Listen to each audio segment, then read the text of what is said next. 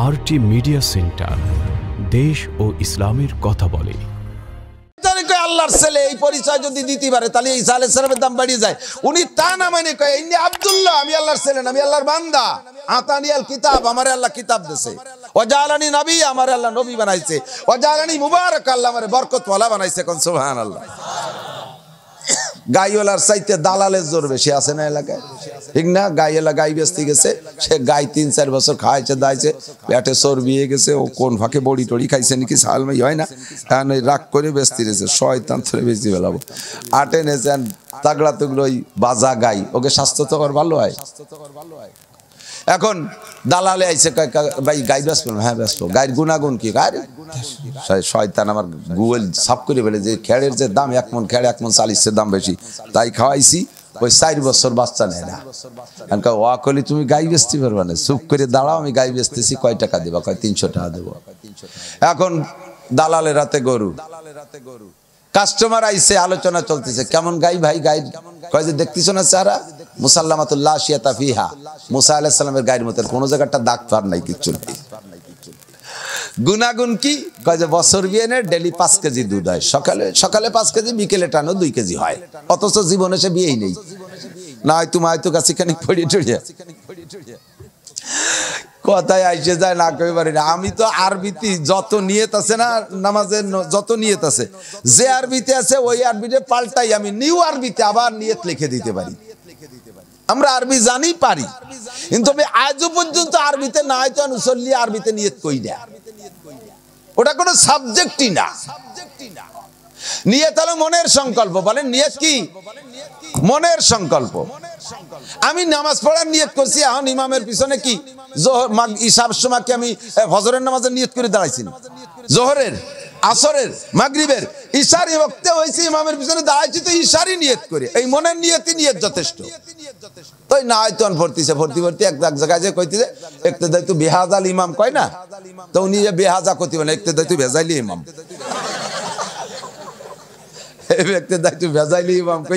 ইমামের ভিতরে চুপ করে দাঁড়ায় গেলে তাতেই আমাদের নামাজ হয়ে যায়। আমরা হানাফি মাযহাবের মাসলাকের অনুসারী।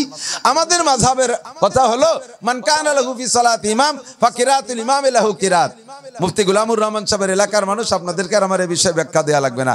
হুজুর খুব সুন্দর করে সাজাই আপনাদেরকে পড়াই দিয়েছে। বিশ্বাস হয় কি হয় না? আমি 100% সার্টিফাই করে গেলাম মুফতি গোলামুর রহমান সাহেবের সমস্ত বক্তব্য 100 সহি। এখন আমরা পুরুষরা সাথে সাথে আর একটা কথা বলি যে আমরা পুরুষরা ইমামের পিছনে নামাজ পড়ি। আমাদের সুরকিরাত কমপক্ষে ফরজ নামাজের জিম্মাদারিটা ইমামের পরে ছেড়ে দিছি, আমরা বাইচে গেলাম। কিন্তু মহিলাদের মসজিদে নামাজ পড়তে আমরা নিষেধ করি। নিষেধটা আসছে আবার কোত্থেকে?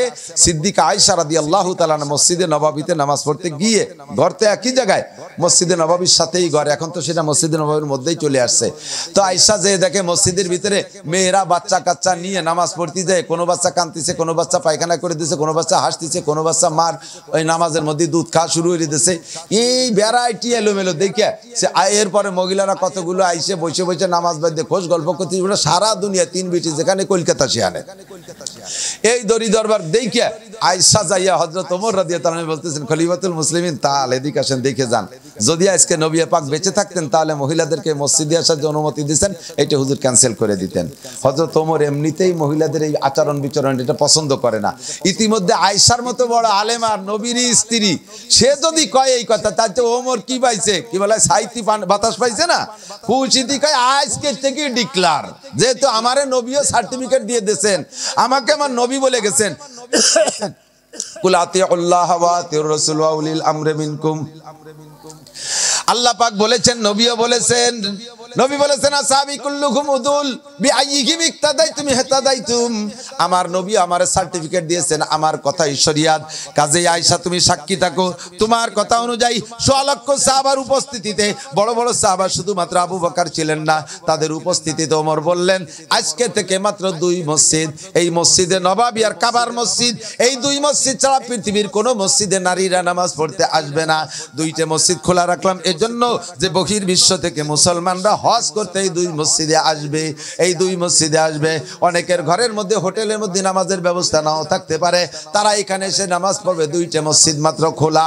আমার মনে চাইতেছিল এই দুই মসজিদও বন্ধ করে দেই, কিন্তু বহিরাগত হাজি হাজিয়াদের জন্য অনুমতি রাখলাম, অন্য কোন মসজিদে মহিলারা নামাজ পড়তে যাবে না, সেই থেকে বন্ধ করে দেয়া হয়েছে।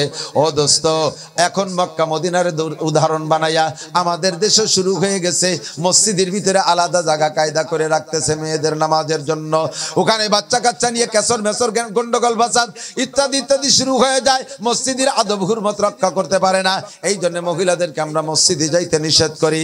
মুফতি গোলামুর রহমান সাহেবের ওনার ওই বইয়ের ভিতরে দেখবেন হাদিস আনছে, অত্যন্ত সহি হাদিস।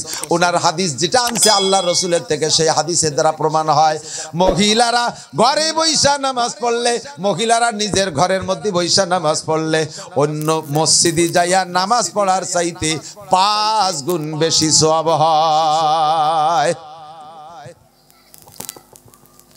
কাজী মহিলারা মসজিদে যাবে না, মহিলারা ঘরে পড়বে। এবার আছেন দুই কথার মীমাংসা দেই। আমরা পুরুষরা মসজিদে যে নামাজ পড়ি, নারীদেরকে মসজিদে যাইতে ঠেকাইলাম, আমাদের কিরাতের জিম্মাদারি ইমামের কাছে। এবার মহিলারা যদি যার যার নামাজ ঘরে পড়ে, তার কিরাত তার পড়া লাগবে কি লাগবে না? কথা বলেন। এবার আসেন আর একটা মাসলা, এই পর্যন্ত হাতে রেখে আর একটা মাসালা শোনেন। নামাজ ভাঙ্গার কারণ 19টা। জোরে বলেন কয়টা? নামাজ ভাঙ্গার কারণ 19টা।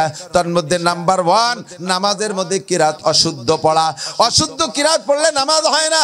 এবং ইচ্ছা করে যদি চেষ্টা ছাড়া যদি এমন অশুদ্ধ আছে, যেই অশুদ্ধ গুলো পড়ার কারণে আপনার ঈমান, নামাজ তো হবেই না, শুধু হবে না, নামাজ শুধু ভাঙবে না, বরঞ্চ আপনার ঈমান পর্যন্ত নষ্ট হয়ে যায়।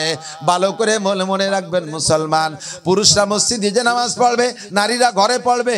এবার নামাজ ভাঙার কারণ 19টা, তার ভিতরে 1 নম্বর হলো কিরাত অশুদ্ধ পড়া। গ্রাম পর্যায়ে খুঁজে দেখেন লক্ষ লক্ষ মহিলারা এমন ভাবে সুন্দর বাইরে বক্তব্য দিয়েছে, দালালে দামদার সব ঠিক হয়ে গেছে, কাস্টমাররা কইতেছে রান আমরা ওই বসতে টাকাটা মিল করে আসি। ওরা ওই দিক চলে গেছে। এখন গাই এলাকায় ভাই গাই বেচবো না, গাই এলাকা গাই বেচবো না। কেন বেচবো না? কয় যে যদি বছর বিয়ে নিয়ে হয় আর ডেলি যদি 5-7 কেজি দুধ হয় তা বেচবো কে? মানে দালালের বক্তব্যে সে গাই এলাই ব্যবসার মধ্যে পড়ে গেছে। দালালরা কয় চাই তার তুই বেচবি না বেশি, তোর ব্যাপার টা বেলা আগে 300, সেই দুপুরেতে খরা কপালে বাধায় দাঁড়ায় রয়েছি। ঈসা আলাইহিস সালাম নিজেই জানে আমি আল্লাহর বান্দা, আমি আল্লাহর ছেলে না, কিন্তু দালালরা, খ্রিস্টানরা তার পক্ষে দালালি করে তারে আল্লাহর ছেলে বলে সাব্যস্ত করতে চাইতেছে। ঠিক না? কপাল পড়ছে, আরো পড়বে, জম্মের পোড়া পড়বে। আল্লাহ বাঁচাক, সবাই বলেন আমিন। তাহলে আল্লাহ সৃষ্টির ভিতরে কোনো ত্রুটি নাই। জোড়া জোড়া আছে না নাই? সব জায়গা জোড়া না বানাইলেও আল্লাহ পারতেন, কিন্তু বানাইলেন কেন? আল্লাহকে লাআল্লাকুম তাযাক্কারুন, যাতে তোমরা উপদেশ গ্রহণ করতে পারো। কি উপদেশ গ্রহণ করব? কয় যে দেখো যত জোড়া বানাইছি, প্রত্যেক জোড়ার 2 দিকে 2 রকম ডিউটি আছে, যার যার কাজ আলাদা। ঠিক না? যার যার কাজ, সূর্যের কাজ দিনে আলো দেয়, চন্দ্রের কাজ রাত্রে আলো দেয়, সূর্যের কাজ দিনে আলো দেয়, চন্দ্রের কাজ রাত্রে আলো দেয়। বছরের কাজ বাৎসরিক ক্যালেন্ডার ঠিক রাখে, সূর্যের কাজ বাৎসরিক ক্যালেন্ডার বানায়, আর চাঁদের কাজ হলো মাসিক ক্যালেন্ডার ঠিক করে। এটা হলো পড়তে আলাদা কাজ। ষাঁড়ের কাজ সে তার ষাঁড়ের যে প্রজনন ডিউটি আছে সেইটা পালন করবে, মোরগের কাজ মোরগে করবে, মুরগির কাজ মুরগি করবে, গাইর কাজ গাইতি করবে, কুকুরের কাজ কুকুরি করে, কুকুরনির কাজ কুকুরনি করে। কোনোদিনও কুকুর পুরুষ কুকুরে বা বাচ্চা গর্ভধারণ করে না, কোনোদিন কি বলা হয় ষাঁড়ে বাচ্চা গর্ভধারণ করে না। সেই দায়িত্বগুলো সব নারী জাতির, যতগুলো দায়িত্ব আছে সব নারী জাতির। প্রত্যেকে যারা যেখানে ডিউটি দিছি সে জায়গা ডিউটি পালন করতেছে, এবং প্রত্যেকের ডিউটি আলাদা। তোমরাও তোমাদের ভিতরে খলাকনাকুম আজওয়াজা, তোমাদেরকে জোড়া বানাইছি, তোমাদের ডিউটি আলাদা, তোমাদের প্রত্যেকের কাজ আলাদা। পুরুষরা বাইরে থাকবে, নারীরা ঘরের মধ্যে থাকবে। করনা ফি বুয়ুতিকুন্না, নারীরা থাকবে ঘরের ভিতরে, বাইরের সমস্ত শক্ত কাজ করবে পুরুষরা। কথা বলেন ঠিক না? হ্যাঁ, প্রেসিডেন্ট হবে পুরুষ, মন্ত্রী হবে পুরুষ, এমপি হবে পুরুষ, উপজেলায় পুরুষ, চেয়ারম্যান হবে পুরুষ, ডিসি হবে পুরুষ, ওসি হবে পুরুষ, সেনাবাহিনীতে পুরুষ, পুলিশ থাকবে পুরুষ, এইরকম ট্রাক চালাবে পুরুষ, বিমান চালাবে পুরুষ, গাড়ি চালাবে পুরুষ, মাটি কাটবে পুরুষ, রাস্তা বানাবে পুরুষ, খাল বানাবে পুরুষ, ক্ষেত খামার করবে পুরুষ, ব্যবসা করবে পুরুষ, চাকরি বাকরি করবে পুরুষ, বাইরে সব শক্ত কাজ করবে পুরুষরা। আর নারীরা কোন জায়গায় থাকবা? করনা ফি বুয়ুতিকুন্না, তোমরা থাকবা ঘরের ভিতরে। কথা বলেন ঠিক?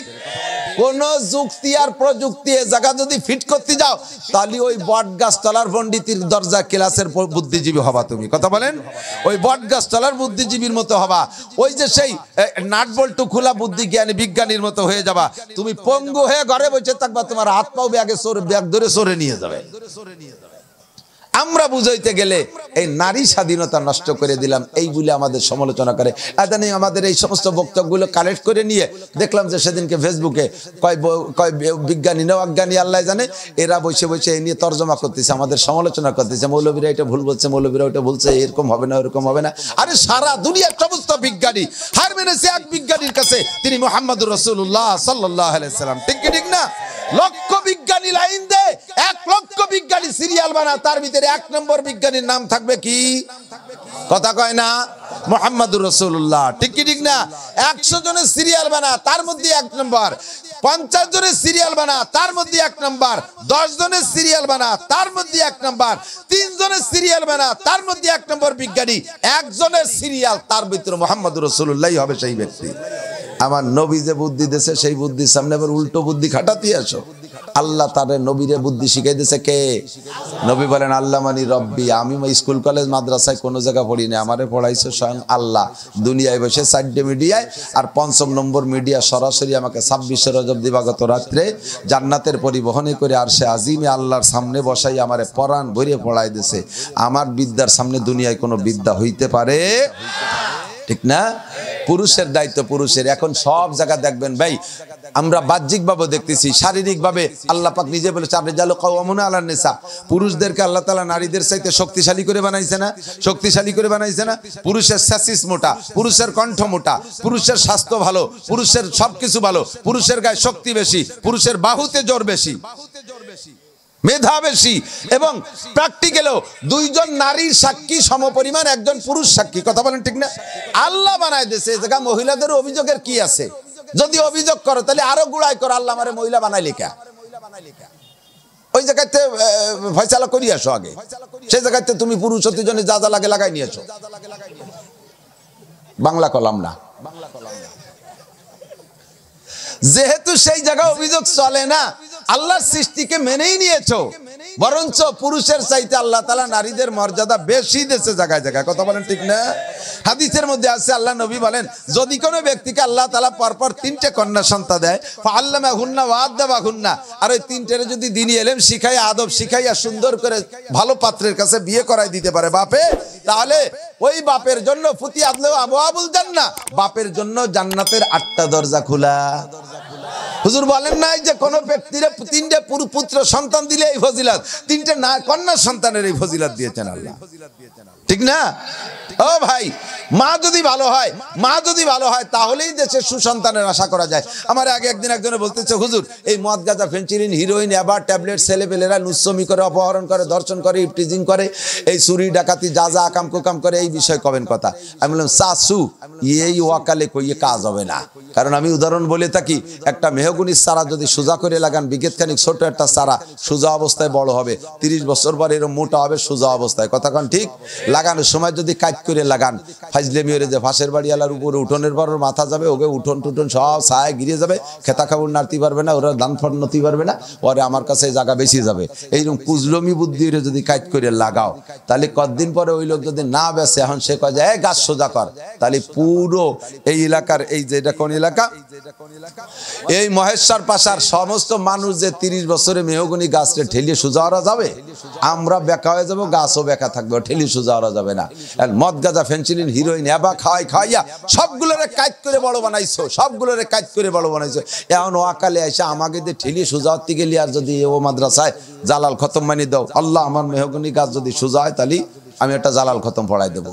আল্লাহকে তো জালাল খতম পড়ানো যাবে, বেহা গাছ বেকাই থাকবে। কথা কোন ঠিক না? কাজেই লাগানোর সময় সোজা করে লাগাইতে হবে। কথা বলেন, লাগানোর সময় সোজা করে লাগাইতে হবে। এবার গাছও লাগাইছেন কিন্তু জমি ভালো না, জমি নষ্ট, ও জায়গা গাছ হবে না। আগে জমিন ভালো লাগতে হবে। জমিনে রাসম বলবার নাইয়ারাজ দরু তকম আমল যা এ মাগারদা। নুনা জমিন রে চাষ দিয়ে বেসন দিয়ে লাভ নাই, নুনা জমিন রে চাষ দিয়ে বেসন দিয়ে লাভ নাই, ও জায়গা কিচ্ছু হবে না। জমিনটা ভালো হইতে হবে। পুরুষের হাতে বীজ আর নারীরা হলো জমিন। এটা আমার বানানো, আমার যুক্তি নয়। আল্লাহ নিজেই কোরআনে কারিমের ভিতরে বলেছেন নিসাউকুম হারসুল লাকুম। ওলামায়ে কিরাম সাক্ষী দেন হারস মানে জমি। হারস মানে কি? নিসাউকুম হারসুল লাকুম ফাতু হারসাকুম আন্না শিতুম। নারীরা হলো তোমাদের জমি, নারীরা তোমাদের জমি। ওই জমির ভিতরে সন্তানের গাছ হবে। যদি জমিটা ভালো হয় তাহলে ফসল ভালো হবে। জমি যদি ভালো না হয়, হাজারো ভালো বীজ যদি তুমি দাও, ওখান থেকে সুন্দর গাছ গজাবে না, গাছটা বীজটা গজাবে না, আর গাছ হবে না দোস্ত। এই জন্য জমিনটা সুন্দর হইতে হবে। এখন এই মহিলারা যে জমি, এই জমিটা ভালো বানায় কোন জায়গায়? স্কুলেও নারীদের নারীত্ব শিক্ষা দেয় না, হাই স্কুলে নারীদের নারীত্ব শিক্ষা দেয় না, কলেজে নারীদের নারীত্ব শিক্ষা দেয় না, বিশ্ববিদ্যালয়ে নারীদের নারীত্ব শিক্ষা দেয় না। সব জায়গায় নারীদেরকে পুরুষত্বের শিক্ষা দিচ্ছে। কথা বলেন ঠিক ঠিক না? নারীরা বোরকা পরবে কোন জায়গা কয় না, নারীরা সুন্নতি পোশাক নারীওয়ালা পোশাক পরবে তা কোনো জায়গা বলে না। সব জায়গায় নারীদেরকে প্যান্ট শার্ট টাই কোট পরায় ছেড়ে দিচ্ছে। ঠিক ঠিক না? পুরুষও জিন্সের প্যান্ট, নারীরাও জিন্সের প্যান্ট, পুরুষও শার্ট পরে, নারীরাও শার্ট পরে। পুরুষের মাথায় ওড়না নাই, নারীদের মাথায় ওড়না নাই। পুরুষেরও যে কাটিং চুল, নারীদেরও সেই কাটিং চুল। পুরুষের হাতায় চুড়ি নাই, নারীদের হাতে চুড়ি নাই। কথা বলেন ঠিক না? পুরুষের অলংকার নাই, নারীদের অলংকার আছে। বরঞ্চ কিছু কিছু জায়গায় পাল্টা গেছে, নারীরা এখন ওড়না পরে না, যুবকরা ওড়না পরা শুরু করছে। ঠিক না? কত বড় ওড়না ঝুল হইছে, সে নিচে গোবর মাহাতি যাচ্ছে। পুরুষে হাতে চুড়ি, নারীরা হাতে চুড়ি নিচ্ছে না, তাদেরকে একেবারে পুরুষ বানায় সাইডে দিচ্ছে। আর পুরুষরা যুবকরা হাতে ব্যাজলেট চুড়ি মুড়ি কতটুন বাঁধে। নারীরা কানে অলংকার নিচ্ছে না, অলংকার নেওয়াটা তাদের একটা অপমানই হয়ে গেছে। এই অলংকার এখন পুরুষরা দেখি যে কানে অলংকার নিচ্ছে। কয়দিন পর নাক ফুটোইয়া নাক ফুলো নিবি। বেশি দেরি নাই, সবকিছু তো উন্নতি আসতেছে। শুনলাম যে একদিন ট্যাবলেট খায় বা খায়, গাঁজা খায়, ফেন্সিডিল, হিরোইন খায়। গত 2 বছর আগে ঢাকা যে শুনলাম শুকনো গু পুড়াইয়া তাইতে ধুমো খায় বলে। দোয়া করলাম আল্লাহ শূন্য গু খাইয়ে থাকবে, যাকে কাঁচা গু খাইয়ে না ফেলে। আস্তাগফিরুল্লাহ। এমন করে ডিমোশন হচ্ছে একমাত্র নারীদের নারীত্ব শিক্ষার জন্য। একটাই মাত্র বর্তমান উলামায়ে কিরামের মাথার ভিতরে, মেধার ভিতরে আল্লাহ পাক রব্বুল আলামিন ইলহামি কায়দায় হোক, কাশফের কায়দায় হোক, যে কোনো ভাবে হোক, উলামায়ে কিরামের মাথার মধ্যে আল্লাহ পাক ঢুকিয়ে দিয়েছেন নারীদেরকে দেশে যদি সুসন্তান দেশে যদি সুসন্তান চাইতে হয়, পাইতে হয়, তাহলে জমিটা ভালো হইতে হবে। জমি হলো নারী জাতি, অতএব নারীদেরকে নারীত্ব শিক্ষা দিতে হবে। এই নারীত্ব শিক্ষার জন্য আল্লাহ পাক মহিলা মাদ্রাসার ব্যবস্থা করে দিয়েছে। কথা বলেন ঠিক কি ঠিক না? আমরা পুরুষরা মসজিদে যাই, ইমামের পিছনে ইক্তেদা করি। আমার দিক ইক্তেদাই তো ভেজাইলি ইমাম। আগে একদিন শুনি যে এক ইমাম বুড়ো করছে, আমার ভাষায় দাঁড়ায় ফিস ফিস করে নিয়ত করতেছে।